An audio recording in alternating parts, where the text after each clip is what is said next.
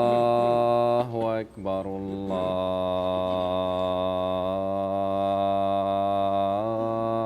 الله أكبر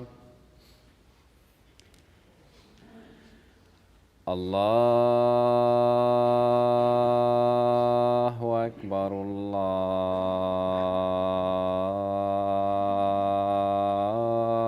الله أكبر أشهد أن لا إله إلا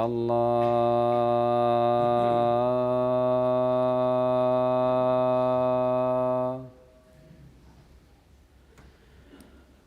أشهد أن لا إله إلا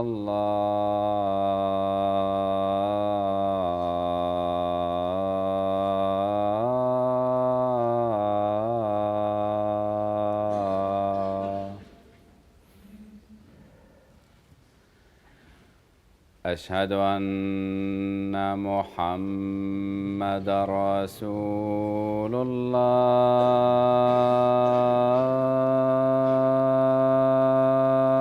الله أشهد أن محمدًا رسول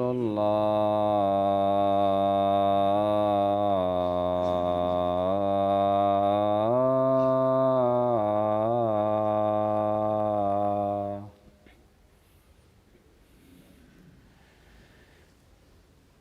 حي على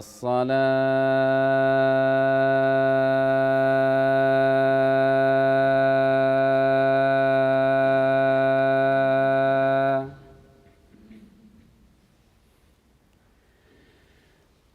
حي على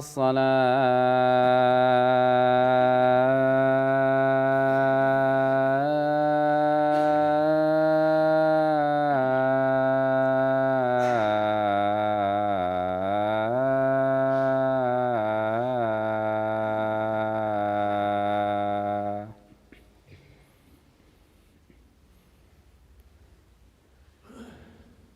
حي على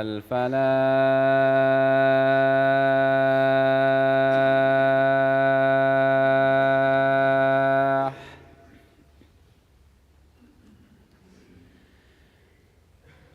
حي على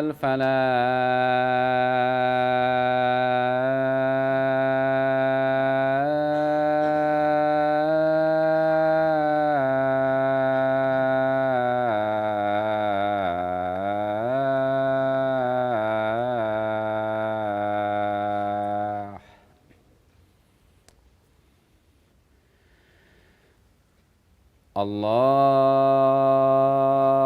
الله أكبر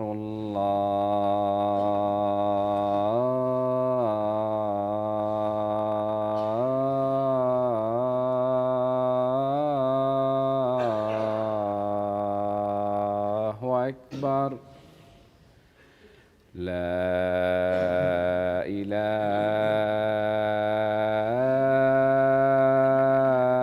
إله إلا الله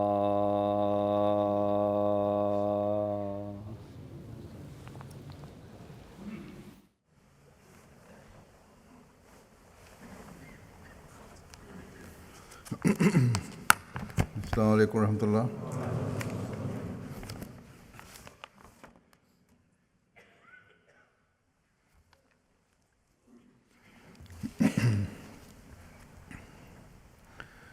أشهد أن لا إله إلا الله وحده لا شريك له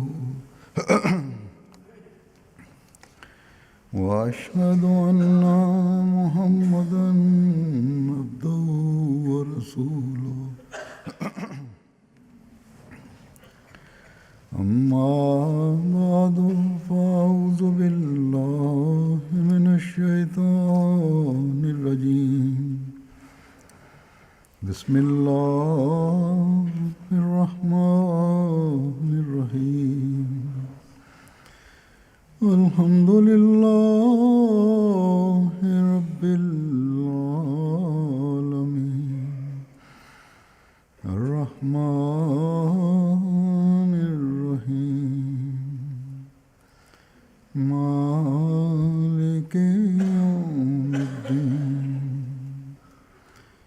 إياك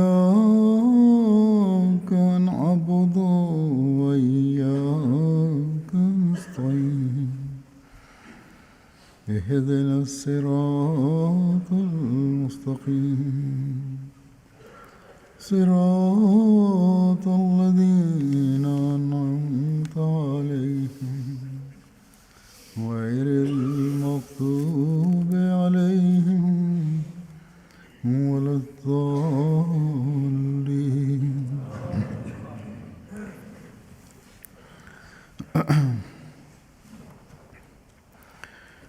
آج کل ہم دیکھتے ہیں کہ ظلم و بربریت کے جتنے نمونے یا واقعات ہمیں مسلمان کہلانے والے ممالک میں نظر آتے ہیں وہ دوسرے غیر مسلم ممالک میں نہیں، یا کم از کم وہاں یہ ظاہراً یہ نمونے اتنی کثرت سے نہیں ہیں، اور جب واقعات ہوتے ہیں تو عموماً ان کے خلاف ان ترقی یافتہ ممالک میں یا غیر مسلم ممالک میں آواز بھی بڑے زوردار طریقے سے اٹھائی جاتی ہے۔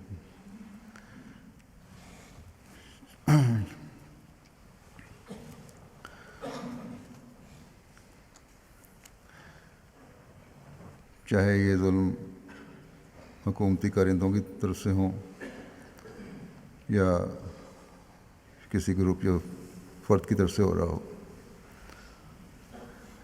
گزشتہ دنوں امریکہ میں واقعات ہوئے اور وہاں بڑا پرزور احتجاج ہوئے۔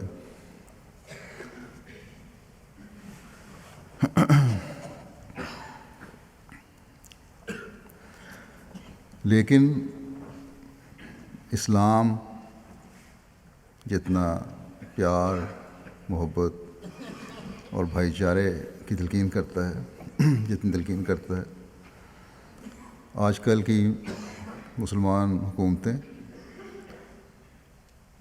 اور اسی طرح اسلام کے نام پر دوسرے جو بنے ہوئے گروپ ہیں وہ یا گروہ یا تنظیمیں اتنا ہی ذاتی مفادات کی خاطر یا امن قائم کرنے کے لیے یا اسلام کے نام پر ظلم کا مظاہرہ کرتے ہیں، یعنی گویا کہ اسلام کی تعلیم کے بالکل الٹ جا رہے ہیں۔ اور آج کل اسلام کے نام پر یا شریعت کے نافذ کرنے کے نام پر بے شمار شدت پسند تنظیمیں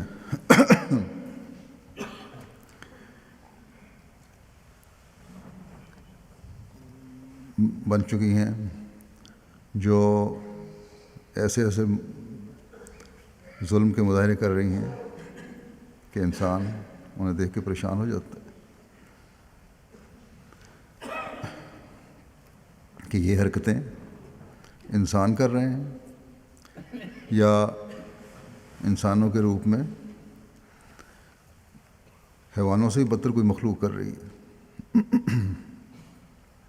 گزشتہ دنوں پاکستان میں ظلم کی ایک ایسی صورت ہمارے سامنے آئی جو صرف ظلم ہی نہیں تھا بلکہ درندگی اور صفاقی کی بدترین مثال تھی، ایسی چیز جس سے ایک انسان کے رونگٹے کھڑے ہو جاتے ہیں۔ ایسا واقعہ جس سے انسانیت چیخ اٹھی۔ ہر شخص جس میں انسانیت کی ہلکی سی بھی رمق ہے چیخ اٹھا اور بے چین ہو گیا۔ ایسے ہی خون کی ہولی آج تقریباً 4.5 سال پہلے لاہور میں ہماری مساجد میں بھی کھیلی گئی تھی۔ یہاں کے ایک ٹی وی چینل نے، غالباً BBC نے، پاکستان کے میں ہونے والے ایسے واقعات کا ذکر کیا ہے، 5 ایسے بدترین واقعات جو گزشتہ چند سالوں میں پاکستان میں رونما ہوئے۔ ان میں ہماری جو مساجد کا واقعہ تھا لاہور میں، ان کا بھی ذکر کیا گیا۔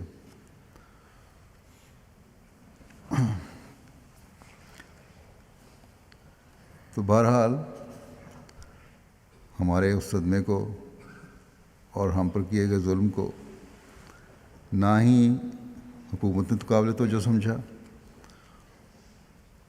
اور ہمدردی اور افسوس کے قابل سمجھا یا کیا گیا، اور نہ ہی عوام الناس کی اکثریت نے، شاید مولوی کے خوف سے۔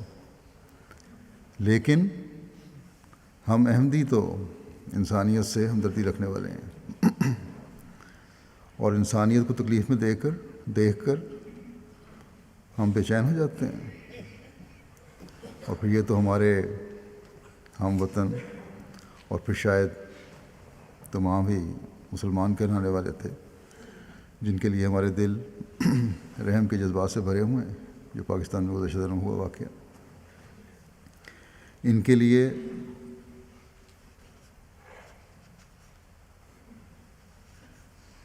ہم بے چین ہیں۔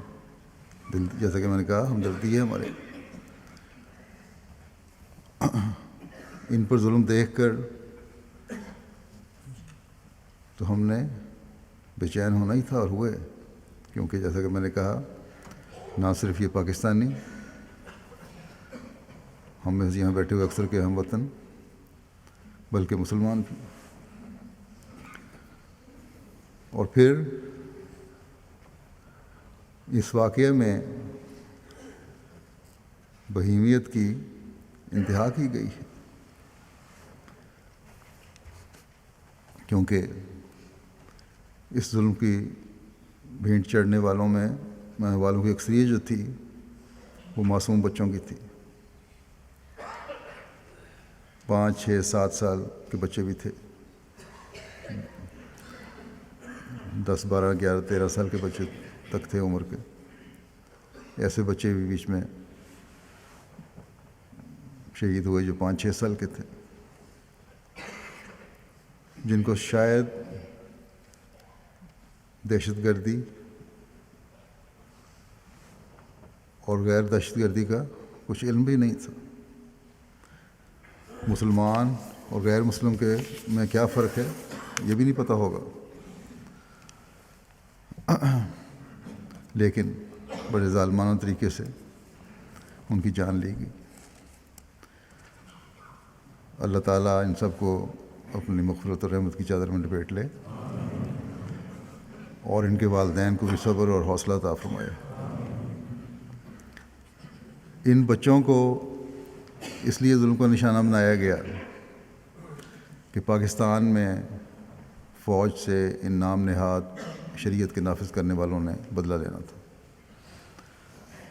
یہ کون سا اسلام ہے اور کون سی شریعت ہے؟ حضرت صلی اللہ علیہ وسلم نے تو جنگ کی صورت میں غیر مسلموں کے بچوں اور عورتوں پر بھی تلوار اٹھانے کی سختی سے ممانعت فرمائی تھی۔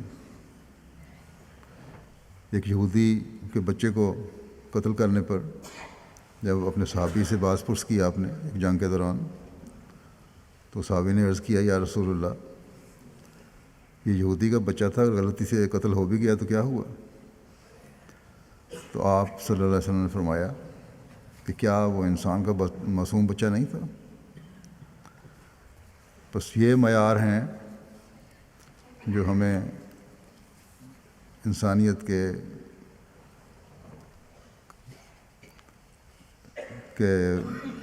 تقدس کو قائم کرنے کے لیے حضرت صلی اللہ علیہ وسلم کی اسوہ حسنہ سے نظر آتے ہیں۔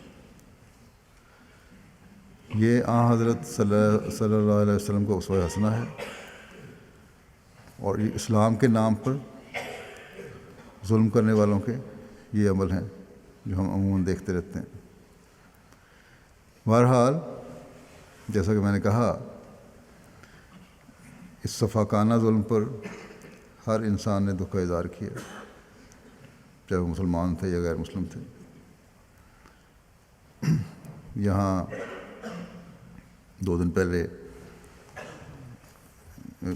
چرچ آف انگلینڈ نے اپنی پہلی عورت کو بشپ بنایا، ان کی تقریب ہو رہی تھی، تو انہوں نے بھی اپنی تقریب سے پہلے اس واقعے پر دکھ کا اظہار کیا، 1 منٹ کے لیے خاموشی اختیار کی، اپنے انداز میں دعائیں کیں.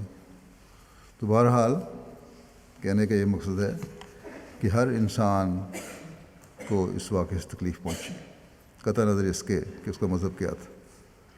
لیکن ان مسلمان کہلانے والوں نے بڑے فخر سے اس بات کا اعلان کیا کہ ہاں ہم ہیں، ایک دو نہیں بلکہ 3-4 تنظیمیں اکٹھی ہو کر کہ جنہوں نے یہ ظلم کیا ہے، اور ہمیں اس بات پر کوئی شرمندگی نہیں.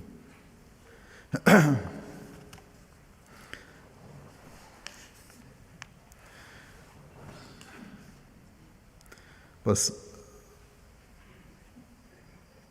ہم دیکھتے ہیں کہ تھوڑی سی شرافت رکھنے والے انسان نے بھی اس پر دکھ کا اظہار کیا، افسوس کیا. اور جیسا کہ میں نے کہا کہ احمدیوں کے دل میں تو انسانیت کے لیے درد انتہائی زیادہ ہے. ہم تو انسانی ہمدردی کے لیے ہر وقت تیار رہنے والے ہیں. ذرا سی واقعہ ہو جائے تو ہمارے دل پسیج جاتے ہیں.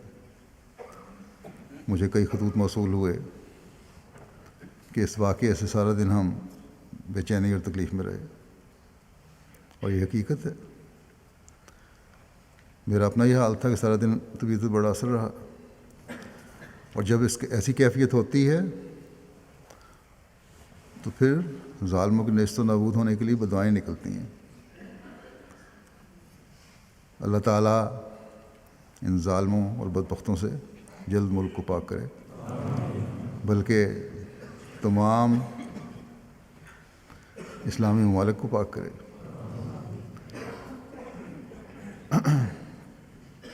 یہ واقعات دیکھ کر احمدیوں پر ہوئے ظلموں کے زخم بھی تازہ ہوتے ہیں، لیکن ان معصوموں کے لیے بھی شدید تکلیف محسوس ہوتی ہے. اللہ تعالیٰ ان بچوں کو بھی حوصلہ دے، صبر دے، اور ان پر رحم فرمائے، ان کا کفیل ہو جن کے ماں باپ بھی ان سے چھن گئے. جیسا کہ میں نے کہا تھا کہ یہ شدت پسندی اور ظلم کے واقعات تقریباً تمام مسلمان کہلانے والے ملکوں کا المیہ ہے. یہ ایک پاکستان کی بات نہیں ہے. عراق، شام، لیبیا وغیرہ سب ملکوں میں ظلم ہو رہا ہے. اور سب سے بڑھ کر ظلم کی بات یہ ہے کہ یہ سب ظلم خدا تعالیٰ اور اس کے رسول صلی اللہ علیہ وسلم کے نام پر ہو رہا ہے. شام میں ہی حکومتی اور سنی فسادوں میں ایک رپورٹ کے مطابق 1,30,000 کے قریب لوگ مارے گئے. ان میں سے 6,600 بچے مارے گئے. 1/3 سے زیادہ شہری مارے گئے. کل جتنی ممبات ہوئی ہیں آئسس کے ذریعے ہزاروں لوگ مارے گئے. سینکڑوں عورتوں اور لڑکیوں کو اس لیے مار دیا گیا، ایک لائن میں کھڑا کر کے گولی سے اڑا دیا گیا کہ انہوں نے ان لوگوں سے شادی کرنے سے انکار کر دیا تھا. بلکہ بعض ذرائع کے مطابق ظلموں اور موتوں کی تعداد اس سے کہیں زیادہ ہے.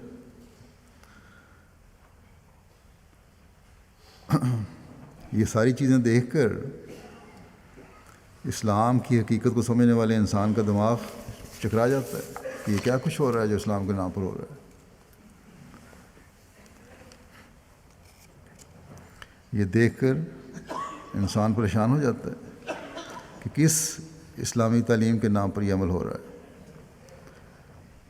کیا یہ سب کچھ اس خدا کے نام پر ہو رہا ہے جو رحمان خدا ہے، جو رؤوف و رحیم خدا ہے، جو اتنا مہربان ہے کہ جس کا تصور بھی نہیں کیا جا سکتا. اس رسول کے نام پر یہ ظلم ہو رہا ہے جس کو خدا تعالیٰ نے رحمت للعالمین کہا ہے. اس شریعت کے نام پر یہ ظلم ہو رہا ہے جس میں اللہ تعالیٰ نے دشمن سے بھی عدل و انصاف کو پکڑے رکھنے کی تلقین کی ہے۔ اللہ تعالیٰ فرماتا ہے کہ یا ایھا الذین آمنوا کونوا قوامین للہ شہداء بالقسط ولا یجرمنکم شنآن قوم علی الا تعدلوا اعدلوا ھو اقرب للتقوی واتقوا اللہ ان اللہ خبیر بما تعملون۔ کہ اے وہ لوگوں جو ایمان لائے ہو، اللہ کی خاطر مضبوطی سے نگرانی کرتے ہوئے انصاف کی تائید میں گواہ بن جاؤ، اور کسی قوم کی سخت دشمنی تمہیں ہرگز اس بات پر آمادہ نہ کرے کہ تم انصاف نہ کرو۔ انصاف کرو، یہ تقوی کے سب سے زیادہ قریب ہے، اور اللہ تعالیٰ سے ڈرو، یقیناً اللہ اس سے ہمیشہ باخبر رہتا ہے جو تم کرتے ہیں۔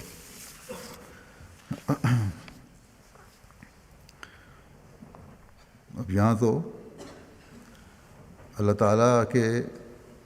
تعالیٰ انصاف کے معیاروں کو ایک مومن کے لیے اونچا کر رہا ہے۔ اگر یہ نہیں تو ایمان نہیں۔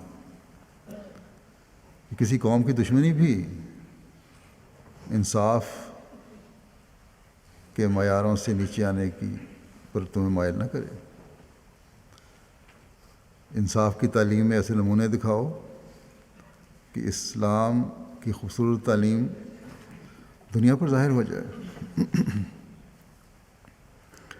تمہارے انصاف اور نیکی کے نمونے اسلام کی خوبصورت تعلیم کے گواہ بن جائیں۔ کسی کی انگلی اسلامی تعلیم پر نہ اٹھے۔ کاش کہ یہ مسلمان کہلانے والے اپنے جائزے لیں کہ کیا ان کے نمونے اسلامی تعلیم کی طرف غیر مسلموں کو کھینچ رہے ہیں۔ ان لوگوں کے عمل تو اپنوں کو بھی دور دھکیل رہے ہیں۔ جن بچوں نے اپنے ساتھیوں کو ظلم و بربریت کا نشانہ بنتے دیکھا ہے، کیا وہ ان لوگوں کو کبھی مسلمان سمجھیں گے؟ اور اگر سمجھیں گے تو یہ سوال ان کے ذہنوں میں پیدا ہوں گے کہ کیا یہ اسلام ہے جس کو ہم مانیں؟ بس یہ لوگ صرف ظاہری ظلم اور قتل و غارت نہیں کر رہے، بلکہ آئندہ نسلوں کو بھی برباد کر رہے ہیں، اسلام سے دور لے کر جا رہے ہیں۔ کاش کہ مسلمان علماء کے لانے والے جنہوں نے جہاد اور فرقہ واریت کے نام پر ان شدت پسند گروہوں کو جنم دیا ہے، اپنے قبلے درست کر کے اپنی نسلوں کو حقیقی اسلام کے بتانے والے بنے، اور ان شدت پسند گروہوں کی بے خونی کے لیے حقیقی اسلامی تعلیم کے ہتھیار کو استعمال کریں۔ اور یہ تبھی ہو سکتا ہے کہ زمانے کے امام کی بات مان کر حقیقی اسلام پر خود بھی عمل پیرا ہوں اور دوسروں کو بھی عمل کروائیں۔ حضرت صلی اللہ علیہ وسلم کے عاشق صادق نے ان مولویوں کو اپنی اصلاح کی طرف متوجہ کرتے ہوئے ایک جگہ فرمایا کہ اگر اسلام کے مولوی اتفاق کر کے اس بات پر زور دیں کہ وہ وحشی مسلمانوں کے دلوں سے اس غلطی کو نکال دیں، یعنی شدت پسندی اور غلط قسم کے جہاد کے تصور کی غلطی،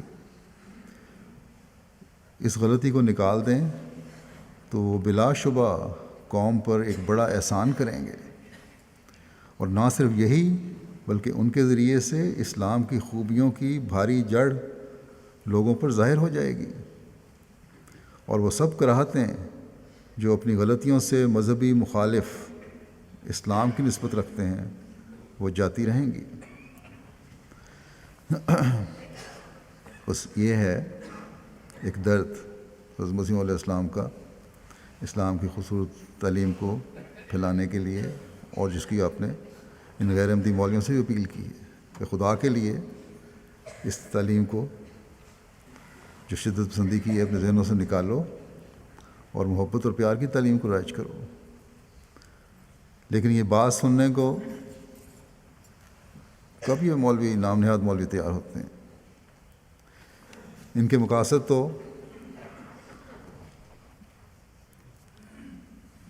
اب دین اسلام کے تقدس کو قائم کرنے کے بجائے سیاسی اور ذاتی مفاد کا حصول ہو گیا۔ جہاں تک میں نے دیکھا ہے اس واقعے پر غم و غصے کا اظہار بھی علماء کی طرف سے پرزور طریقے پر نہیں ہوا۔ شاید آج جمعے پر بعض لوگوں نے کیا ہو۔ اللہ تعالیٰ کے اس حکم کو ہم کو ہمیشہ یاد رکھنا چاہیے کہ واتقوا اللہ، کہ اللہ سے ڈرو۔ لیکن اللہ تعالیٰ اس سے اس بات سے ہمیشہ باخبر رہتا ہے جو تم کرتے ہو، اور اللہ تعالیٰ ہر معاملے کی خبر صرف خبر رکھنے کے لیے نہیں رکھتا، بلکہ ہر عمل انسان کی قسمت کا فیصلہ کرتا ہے۔ ظلم کرنے والے جو ہیں وہ یقیناً اپنے بد انجام کو پہنچتے ہیں۔ بس اگر اپنی دنیا و عاقبت سنوارنی ہے تو اللہ تعالیٰ کے حکم کو سامنے رکھیں کہ دشمن سے بھی انصاف کا سلوک کرو۔ اور پھر کلمہ گوؤں کے بارے میں تو خدا تعالیٰ فرماتا ہے کہ رحماء بینہم، لیکن یہاں رحماء بینہم تو دور کی بات ہے، یہ تو اپنوں سے بھی دشمنوں سے بڑھ کر سلوک کرتے ہیں، جس کے نظارے ہم دیکھتے رہتے ہیں۔ اب یہ 1,00,000 1.5 لاکھ 2 لاکھ جو آدمی صرف ایک ملک میں مار دیے، یہ کو اپنوں کے ساتھ ہی ظلم کے سلوک ہیں نا۔ یا اسکول میں بچوں کو مارا، شہید کر دیا، یہ بھی ظلم کی انتہائی ہے۔ کیا یہ سمجھتے ہیں کہ جو ظلم انہوں نے کیا ہے یا یہ کرتے رہتے ہیں اس پر سے بغیر پکڑ کے یہ گزر جائیں گے؟ نہیں، اس طرح کبھی نہیں ہو سکتا۔ اللہ تعالیٰ فرماتا ہے کہ ومن یقتل مؤمنا متعمدا فجزاؤہ جہنم خالدا فیہا وغضب اللہ علیہ ولعنہ وأعد لہ عذابا عظیما۔ کہ ومن یقتل مؤمنا متعمدا، جو جان بوجھ کر کسی مومن کو قتل کرے تو اس کی جزا جہنم ہے۔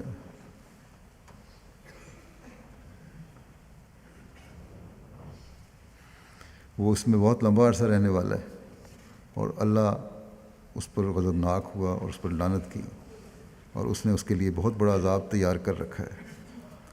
پھر آگے یہ بھی اللہ تعالیٰ نے فرماتا ہے کہ ولا تقولوا لمن القى، مومن کون ہے؟ ولا تقولوا لمن القى الیکم السلام لست مومنا، کہ جو تمہیں سلام کہے اسے یہ نہ کہا کرو کہ تم مومن نہیں۔ بس بھائی چارے کا ایک تقدس اسلام نے قائم کر دیا۔ اگر اس تقدس کو کوئی پامال کرتا ہے اور کلمہ گو قتل کرتا ہے تو پھر یقیناً جہنم اس کا ٹھکانہ ہے، یہ اللہ تعالیٰ فرماتا ہے، اور وہ اللہ تعالیٰ کی لعنت کے نیچے ہے، ہمیشہ رہے گا۔ جو لوگ خود کو حملہ کر کے یا مقابلہ میں مارے گئے اور خیال کیا کہ ہم مر کر اللہ تعالیٰ کی رضا حاصل کرنے والے ہیں، غلط تعلیم کی وجہ سے جو ان کے علماء نے دی، تو خدا تعالیٰ نے واضح فرما دیا کہ مومن کو مار کر تم خدا تعالیٰ کی رضا نہیں بلکہ اس کی لعنت کے مورد بن رہے ہو، اور ہمیشہ کے لیے جہنم تمہارا ٹھکانہ ہے۔ اور مومن ہونے کے لیے کہا کہ اگر تمہاری طرف کوئی سلامتی کا پیغام بھیجتا ہے تو پھر تمہارا کوئی حق نہیں بنتا کہ اسے قتل کرو۔ اب کوئی بتائے کہ ان معصوم بچوں کا کیا قصور تھا؟ وہ معاشرے کا ایک بہتر حصہ بننے کے لیے اور ملک کا سرمایہ بننے کے لیے اور سلامتی پھیلانے کے لیے علم حاصل کر رہے تھے، اس لیے وہ تعلیم حاصل کرنے ان اسکولوں میں آئے ہوں گے۔ حیرت ہوتی ہے ان نام نہاد علماء کی باتیں سن کر، جو شدت پسندی کی تعلیم اس اسلامی خوبصورت تعلیم کے باوجود دیتے ہیں۔ ان کی یہ باتیں سن کر ہی کم علم اور جاہل متاثر ہوتے ہیں، اور پھر وہ حرکات کرتے ہیں جن میں سوائے بہیمیت کے اور کچھ ثابت نہیں ہوتا، اور اس کا انجام پھر خدا تعالیٰ نے بتا دیا کہ جہنم ہے۔ لیکن شاید یہ لوگ جہنم کو کوئی افسانوی بات سمجھتے ہیں، یا خدا تعالیٰ کی باتوں پر ایمان نہیں ہے کہ اللہ تعالیٰ کی ان تنبیہوں کے باوجود ان کو کوئی اثر نہیں ہوتا، اور ایک دوسرے کی گردنیں کاٹتے چلے جا رہے ہیں۔ اگر آخرت پر کامل یقین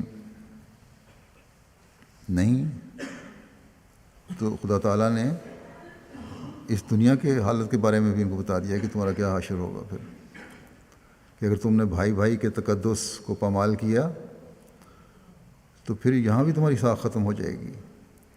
اس دنیا میں بھی جو مفادات ہیں وہ تم حاصل نہیں کر سکو گے۔ جس دنیا کی خاطر تم یہ سب کچھ کر رہے ہو وہ بھی تمہیں نہیں ملے گی۔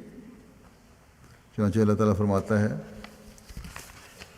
کہ وَأَطِیعُوا اللَّهَ وَرَسُولَهُ وَلَا تَنَازَعُوا وَتَفْشَلُوا وَتَذْهَبَ رِيحُكُمْ وَاصْبِرُوا إِنَّ اللَّهَ مَعَ الصَّابِرِينَ۔ اور اللہ کی اطاعت کرو اور اس کے رسول کی، اور آپس میں مت جھگڑو، ورنہ تم بزدل بن جاؤ گے اور تمہارا روب جاتا رہے گا، اور صبر سے کام لو، یقین اللہ صبر کرنے والوں کے ساتھ ہے۔ بس اللہ تعالیٰ کی یہ بات آج مسلمانوں کی حالت کو دیکھ کر 100% ان پر پوری ہوتی نظر آتی ہے کہ مسلمانوں کی طاقت ختم ہو چکی ہے انہی لڑائی اور جھگڑوں کی وجہ سے۔ آپس کے بے شمار شدت پسند گروہوں کی وجہ سے اکثر ملک جنگ کا میدان بنے ہوئے ہیں۔ مغربی طاقتوں کے آگے یہ لوگ ہاتھ پھیلاتے ہیں۔ بے شک ایک تنظیم مسلمان ممالک کی اپنی بنائی ہوئی ہے ان کی، لیکن اس کی حیثیت کچھ بھی نہیں، نہ آپس کا اتحاد ہے جس کی وجہ سے ملکوں میں امن و سکون قائم ہو، نہ غیر مسلم ممالک کے سامنے ان کی کوئی حیثیت ہے۔ ان کی باغ ڈور بڑی طاقتوں کے ہاتھ میں ہے۔ کسی ملک کا صدر ان مسلمان ملکوں میں سے، یا وزیر اعظم، حتیٰ کہ فوجی سربراہ بھی کسی مغربی ملک میں آ کر یہاں کے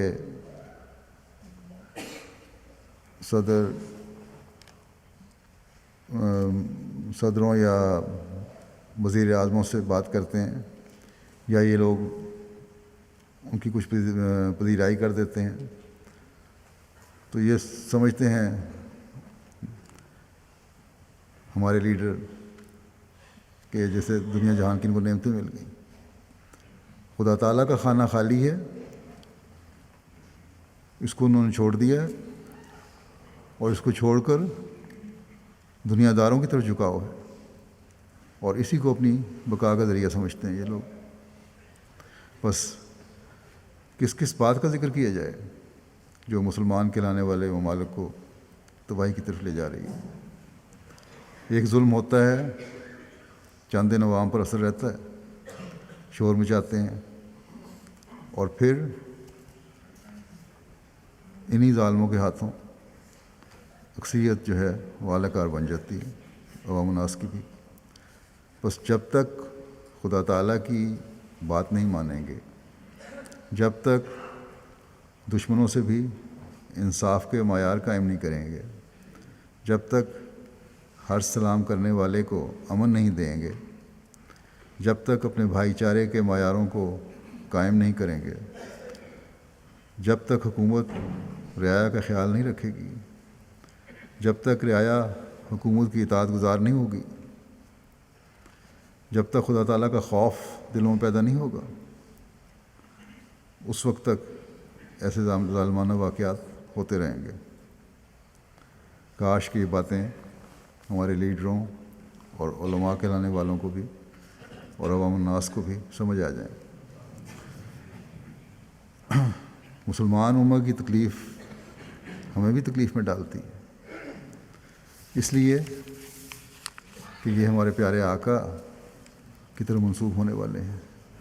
ہمیں تو زمانے کے امام نے اپنے آقا اور مطاع کی طرف منسوب ہونے والوں سے ہمدردی اور پیار کرنے کے گر سکھائے ہیں۔ ہمیں تو یہ بتایا ہے کہ اے دل تو نیز خاطر اینا نگاہ دار کا آخر کنند دعوی حب پیغمبر، کہ اے دل تو ان لوگوں کا لحاظ کر، ان پر ہمدردی کی نظر رکھ، کیونکہ آخر میرے پیغمبر کے محبت کا دعویٰ کرتے ہیں یہ لوگ۔ ہمارے ساتھ اگر ظلم کا رویہ ہے تب بھی ہمیں افسوس ہے، اور ہم دعا کرتے ہیں، بدلے نہیں لیتے، کہ خدا تعالیٰ ان کے دلوں کو صاف کرے اور یہ اس حقیقت کو سمجھیں کہ مسلم امہ کے لیے حقیقی ہمدردی اور خیر خواہی احمدی اپنے دلوں میں رکھتے ہیں، اور ہمدردی اور خیر خواہی کا جذبہ، جیسا کہ میں نے کہا، ہمارے اندر حضرت مسیح موعود علیہ السلام نے ہی پیدا کیا۔ آپ نے اسلامی تعلیم کے مطابق اپنی ہمدردی کے جذبے کو اپنوں اور غیروں سب پر حاوی کرنے کی ہمیں تلقین فرمائی ہے۔ آپ نے فرمایا کہ مومنوں اور مسلمانوں کے لیے نرمی اور شفقت کا حکم ہے، بس اس کو ہمیشہ سامنے رکھو۔ پھر فرماتے ہیں ہر شخص کو ہر روز اپنا مطالعہ کرنا چاہیے کہ وہ کہاں تک ان امور کی پرواہ کرتا ہے اور کہاں تک وہ اپنے بھائیوں سے ہمدردی اور سلوک کرتا ہے۔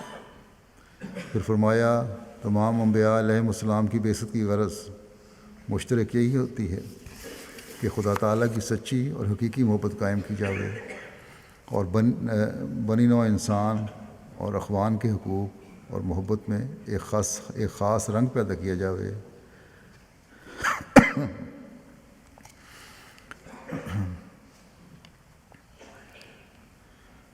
جب تک یہ باتیں نہ ہوں تمام امور صرف رسمی ہوں گے۔ پھر فرمایا اس کے بندوں پر رحم کرو، ان پر زبان یا ہاتھ یا کسی تدبیر سے ظلم نہ کرو، اور مخلوق کی بھلائی کے لیے کوشش کرتے رہو، اور کسی پر تکبر نہ کرو گو اپنا ماتحت ہو، اور کسی کو گالی مت دو گو وہ گالی دیتا ہو، غریب اور حلیم اور نیک نیت اور مخلوق کے ہمدرد بن جاؤ تا قبول کیے جاؤ۔ پھر فرمایا خدا تم سے کیا چاہتا ہے؟ بس یہی کہ تم تمام نوع انسان سے عدل کے ساتھ پیش آیا کرو، پھر اس سے بڑھ کر یہ ہے کہ اس سے بھی نیکی کرو جنہوں نے تم سے کوئی نیکی نہیں کی، پھر اس سے بڑھ کر یہ کہ تم مخلوق خدا سے ایسی ہمدردی کے ساتھ پیش آؤ کہ گویا تم ان کے حقیقی رشتہ دار ہو، جیسا کہ مائیں اپنے بچوں سے پیش آتی ہیں۔ فرمایا آخری درجہ نیکیوں کا تبھی جوش ہے جو ماں کی طرح ہو۔ بس جب ہمدردی کے ایسے معیار ہم حاصل کرنے والے ہوں، یا ہمدردی کے ایسے معیاروں کو حاصل کرنے کی تعلیم ہمیں ملی ہو اور اس پر ہم عمل کرنے والے بھی ہوں، تب ہی انسان دوسرے کے درد کو محسوس کر سکتا ہے۔ اور ہم بنی نوع انسان کے لیے ایسے جذبات رکھتے ہیں، اللہ تعالیٰ کے فضل سے ہم میں سے اکثریت، اور ایک احمدی کو ایسے جذبات رکھنے والا ہونا چاہیے۔ جب عام انسانوں کے لیے یہ ہمدردی کے جذبات ہوں تو پھر مسلمانوں کے لیے تو پھر ہم اس سے بڑھ کر جذبات رکھنے والے ہیں۔ ہر ظلم جو کسی بھی مسلمان پر ہو ہم اپنے دل پر محسوس کرتے ہیں، اور یہ ظلم جو پاکستان میں ہوا ہے یقیناً ہمارے لیے انتہائی تکلیف کا موجب ہے، اور جو ظلم مسلمان دنیا میں کسی کی طرف سے بھی ہو رہا ہے ہمارے لیے تکلیف کا باعث ہے، اور اس تکلیف کا احساس اس وقت اور بھی زیادہ بڑھ جاتا ہے جب ہم دنیا کو پکار کر کہتے ہیں کہ اللہ تعالیٰ نے ان ظلموں کے خاتمے کے لیے اپنے وعدے کے مطابق مسیح موعود کو بھیج دیا ہے، جس نے جنگوں اور سختیوں کا خاتمہ کر کے پیار اور محبت کو پھیلانا تھا۔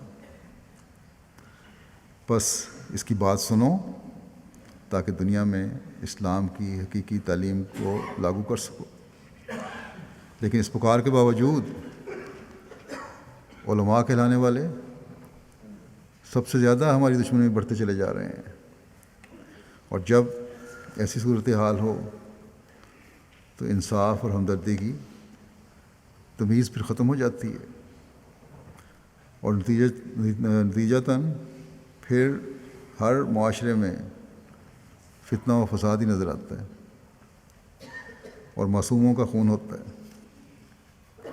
اور یہی کچھ ہو رہا ہے۔ کاش کہ مسلمان علماء کہلانے والے اس بات کو سمجھیں اور مسلم امہ کو فرقہ واریت میں ڈال کر تباہ کرنے کی کوشش کرنے کے بجائے اسلام کی امن، محبت اور پیار کی تعلیم کو مسلمانوں کے اندر راسخ کریں، جس طرح کہ حضرت مسیح علیہ السلام نے فرمایا ہے، اور غیر مسلموں میں بھی اسلام کے بارے میں اس غلط تاثر کو زائل کریں کہ اسلام نعوذ باللہ شدت پسندی اور تلوار کا مذہب ہے۔ اللہ تعالیٰ کرے کہ ان کو یہ عقل آ جائے۔ پاکستان کے لیے اور مسلم ممالک کے لیے بہت دعا کریں، اللہ تعالیٰ ان ملکوں میں امن قائم فرمائے، اور حکومتیں بھی اور عوام الناس بھی حقیقی اسلامی قدروں کی پہچان کرنے والے بن سکیں۔ اللہ تعالیٰ ہمیں بھی اس کے اعلیٰ نمونے قائم کرنے کی توفیق عطا فرمائے۔ شام، عراق، لیبیا وغیرہ میں ان حالات کی وجہ سے جن میں سے یہ ملک اس وقت گزر رہے ہیں، احمدی ایک تو وہاں کے شہری ہونے کی وجہ سے اور پھر احمدی ہونے کی وجہ سے بھی تکلیف میں ہیں، ان کے لیے بھی خاص دعا کریں، اللہ تعالیٰ ان کو ان مشکلات سے نجات دے۔ بعض بڑی قسم پرسی کی حالت میں آسمان تلے پڑے ہوئے ہیں، دونوں گروہ احمدیوں کے مخالف بنے ہوئے ہیں، کوئی مدد بھی ایسے حالات میں نہیں پہنچ سکتی۔ اللہ تعالیٰ ہی ہے جو اپنا فضل فرمائے اور رحم فرمائے، اور جلد ان لوگوں کو ان تکلیف کے دنوں سے نکالے۔ نمازوں کے بعد میں کچھ جنازہ غائب بھی پڑھاؤں گا۔ ایک جنازہ تو ہمارے ایک شہید بھائی کا ہے، مبارک احمد صاحب باجوہ ابن مکرم امیر احمد باجوہ صاحب، چک 312 جیم پہ کتھو والی ضلع ٹوبہ ٹیک سنگھ کے ہیں، جن کو شہید کیا گیا تھا۔ انا للہ و انا الیہ راجعون۔ ان کو کچھ نامعلوم افراد نے 26 اکتوبر 2009 کو ان کے ڈیرے سے اغوا کر لیا تھا، جن کے بارے میں اب تک معلوم نہیں ہو سکا تھا، تاہم چند روز قبل گجرات کے ایک علاقے سے گرفتار ہونے والے چند دہشت گردوں نے انکشاف کیا کہ ہم نے کتھو والی کے ایک مبارک باجوے کو بھی گستاخ رسول قرار دے کر قتل کر کے بھیمبر نالہ واقعہ ضلع گجرات میں گڑھا کھود کے دبا دیا۔ انا للہ و انا الیہ راجعون۔ اب یہ فتوے بھی یہ دینے والے بن گئے ہیں سارے۔ مبارک احمد صاحب کے خاندان میں احمدیت کا نفوذ ان کے دادا مکرم پیر محمد صاحب کے ذریعے ہوا۔ انہیں جماعت سے بہت لگاؤ تھا، نہایت دیندار گھرانہ ہے۔ شہید مرحوم پیدائشی احمدی تھے۔ شہید مرحوم 1953 میں پیدا ہوئے، پرائمری تک تعلیم حاصل کی اور ذمہ دارہ کرتے تھے۔ شہید مرحوم نہایت ایماندار، نیک دل، نیک سیرت، شریف النفس اور ملنسار شخصیت کے مالک تھے۔ ان کے والد امیر احمد باجوہ صاحب اور بھائی مکرم رشید احمد باجوہ صاحب دونوں کے بعد دیگر کتھوں والی جماعت کے صدر جماعت بھی رہے. ایک بیٹا ظہور احمد اس وقت قائد مجلس کی توفیق پا رہا ہے. ان کی اہلیہ شاہد بیگم صاحبہ کے علاوہ 4 بیٹے ظہور احمد، منصور احمد اور نصیر احمد اور عتیق احمد ہیں. اور اسی طرح ان کے 2 بھائی اور ایک ہمشیرہ ہیں جو سوگوار ہیں. واقعے کی تفصیل کچھ مزید اس طرح ہے کہ مبارک احمد باجوہ صاحب اور ان کے غیر جماعت ملازم سکندر محمود جس کی عمر 14 سال تھی، کچھ لوگوں نے 26-27 اکتوبر کی رات کو اغوا کر لیا. 27 اکتوبر 2009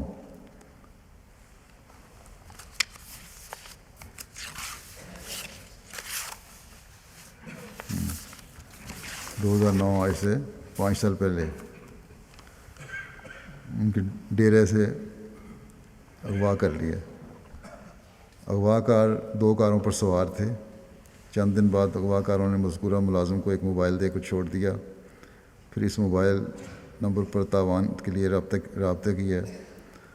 2 کروڑ تاوان کی رقم کا مطالبہ کیا گیا جو کم ہو کے 10 لاکھ پہ آ گیا. اغوا کاروں کی شرط یہ تھی کہ رقم کو ہاٹ یا پارا چنار پہنچائی جائے. پھر اغوا کاروں سے رابطہ ختم ہو گیا. پولیس بھی کسی نتیجے پر نہ پہنچ سکی. اب مکرم امیر صاحب ضلع ٹوبہ ٹیک سنگھ نے اطلاع دی کہ ڈی پی او ضلع نے مغوی کے بھائی عزیز احمد باجوہ صاحب کو بلا کر کہا ہے کہ اپنے بھائی کے بارے میں کچھ معلومات گجرات ڈی پی او کے پاس ہیں، ان سے مل لیں. وہ وہاں گئے. ڈی پی او گجرات سے ملاقات ہوئی تو ڈی پی گجرات نے بتایا کہ تحریک طالبان پاکستان افضل فوجی گروپ، یہاں یہ بھی بہت سارے گروپ بنے ہوئے ہیں، کہ چند لوگ پکڑے گئے ہیں جن میں واجد نامی شخص نے مبارک احمد باجوہ صاحب کو اغوا کرنے کے بعد چھریوں سے ذبح کر کے ناش کو بھیمپر نالے میں دبانے کا انکشاف کیا ہے. جب عزیز احمد باجوہ صاحب اور دیگر افراد مذکورہ زیر تفتیش واجد نامی شخص سے ملے تو اس نے بھی اس قتل کی تصدیق کی. اس سوال پر کیا کوئی مقامی آدمی بھی اس کے ساتھ تھا تو مذکورہ ملزم نے کہا کہ ساتھ والے گاؤں کا احمد نامی ایک شخص ساتھ تھا جس نے ہمیں مبارک احمد باجوہ سے مرحوم کے گستاخ رسول ہونے کا بتایا تھا. یہ شخص پہلا عیسائی تھا، بعد میں مسلمان ہو کر تحریک طالبان میں شامل ہو گیا. اس کا والد باجوہ فیملی کا ملازم رہا تھا. اور پھر اس نے یہ بتایا کہ ہم نے اغوا کیا اور کوٹلی گاؤں میں کہ ایک مسجد کے تہہ خانے میں زنجیروں سے باندھ کے رکھا ان کو. اور پھر ایک دن ہم نے عشاء کی نماز کے بعد ان کو اسی طرح جیسا بتایا گیا ہے چھری پھیر کے گردن پہ اور پھر ٹکڑے ٹکڑے کر کے گڑھے میں دبا دیا. تو پولیس اہلکار نے مذکورہ مجرم سے پوچھا کہ تم نے ایسا کیوں کیا؟ اس نے کہا کہ ہمیں ہمارے کمانڈر کا حکم ہے کہ یہ لوگ گستاخ رسول ہیں، لہذا ان کو قتل کر دو، اور اس کا حکم ماننا ہمیں ضروری تھا. تو یہ حال ہے. اب جو بچوں کو قتل کیا تو یہ اب کس پداش میں کیا، یہ بھی طالبان کا ہی کام ہے. اللہ تعالیٰ مرحوم کے شہید کے درجات بلند فرمائے اور ان کے بچوں کو صبر اور حوصلہ عطا فرمائے. بہرحال پتہ تو لگ گیا، پہلے صرف اغوا کی خبر تھی. دوسرا جنازہ مکرمہ امینہ اصاف صاحبہ کبابیر کا ہے جو 12 دسمبر 2014 کو بقضائے الہی وفات پا گئیں. انا للہ و انا الیہ راجعون. پیدائشی احمدی تھیں. آپ کے والد مکرم اصاف صاحب حیفا کے ابتدائی احمدیوں میں سے تھے. آپ کو صدر اور سیکرٹری تبلیغ لجنہ معلّہ کبابیر کی حیثیت سے خدمت کی توفیق ملی. نہایت عبادت گزار، دعا گو، بہت مہمان نواز، بکثرت مالی قربانی کرنے والی تھیں. نیک، مخلص اور صالح خاتون تھیں. دارالتبلیغ میں آنے والے مہمانوں کی ضیافت کا خصوصی اہتمام کرتی تھیں. مستورات کو بڑی عمدگی سے تبلیغ کیا کرتی تھیں. مبلغین کے اہل و عیال سے بہت محبت اور حسن سلوک سے پیش آتی. مسجد محمود کبابیر کی تعمیر ہو رہی تھی تو آپ نے اس کے لیے خطیر رقم ادا کی اور دوران تعمیر کام کرنے والوں کی ضیافت کا بھی انتظام کیا. خلفائے احمدیت سے انتہائی محبت و عقیدت کا تعلق تھا. بڑی توجہ سے خطبات سنتی تھیں جو ایم ٹی اے پہ نشر ہوتے ہیں یہاں میرے، دوسروں کو بھی اس کا خلاصہ سنایا کرتی تھیں، ہر ارشاد پر دل و جان سے عمل پیرا ہونے کے لیے تیار رہتی تھیں۔ بہت سے بچوں کو قرآن کریم پڑھنا سکھایا۔ کوابیر کے تمام احباب ان سے بہت محبت سے پیش آتے تھے۔ عمرہ کرنے کی بھی سعادت نصیب ہوئی ان کو۔ قادیان جانے کی بھی شدید خواہش تھی کہ حضرت مسیح علیہ السلام کے مزار پر جا کے دعا کروں، تو یہ بھی اللہ تعالیٰ نے ان کی خواہش پوری فرمائی، بلکہ ایک دفعہ نہیں 3 دفعہ جلسہ سالانہ میں آپ کو جانے کی سعادت نصیب ہوئی۔ مرحومہ موسیہ تھیں اور مکرم محمد شریف عہدہ صاحب امیر جماعت کوابیر اور منیر عہدہ صاحب director M T A production کی خالہ محترمہ تھیں۔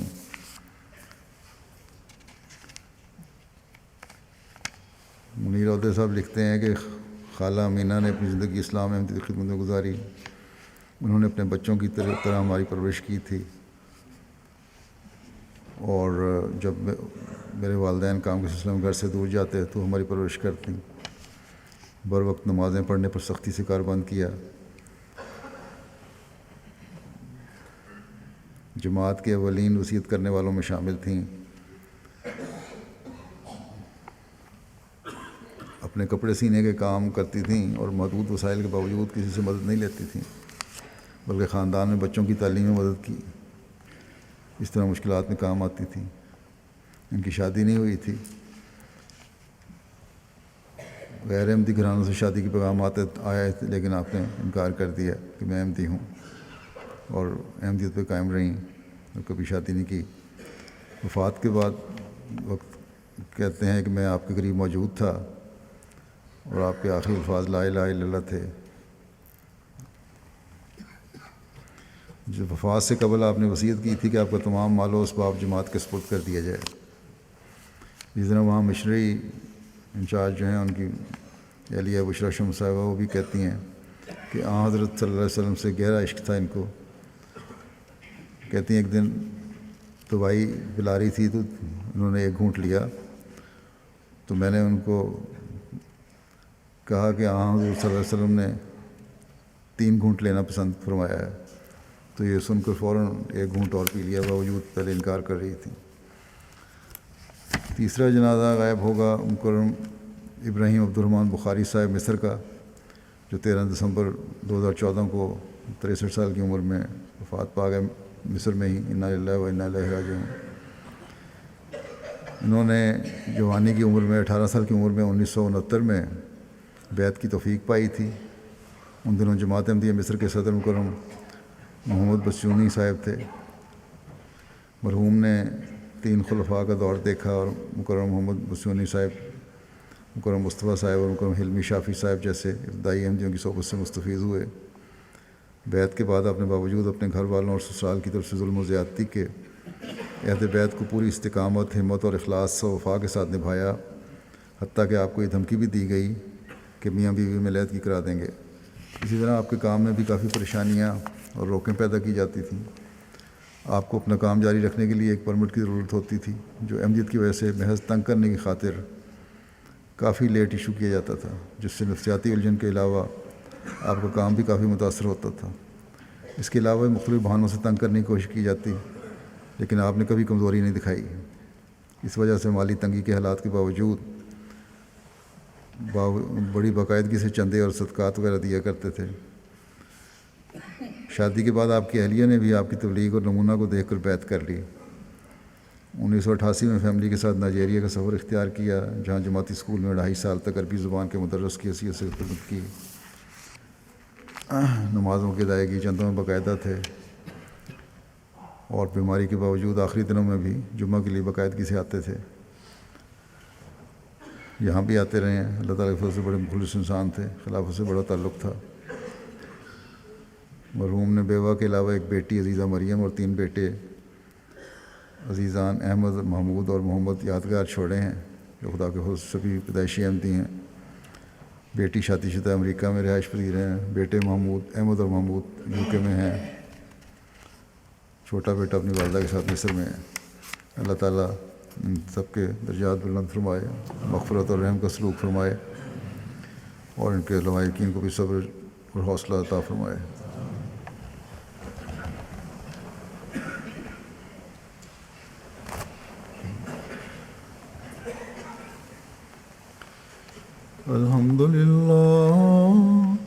अल्हम्दुलिल्लाह नहमदुहु व नस्तईनुहु व नस्तग़फिरुहु व नुमिनु बिही व नतवक्कलु अलैहि व नऊज़ु बिल्लाहि मिन शुरूरि अनफुसिना व मिन सय्यिआति अअमालिना।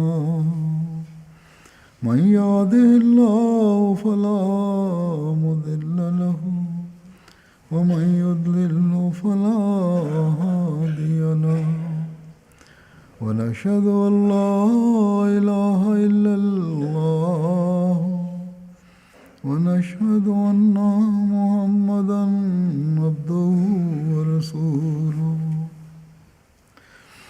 इबादुल्लाहि रहिमकुमुल्लाह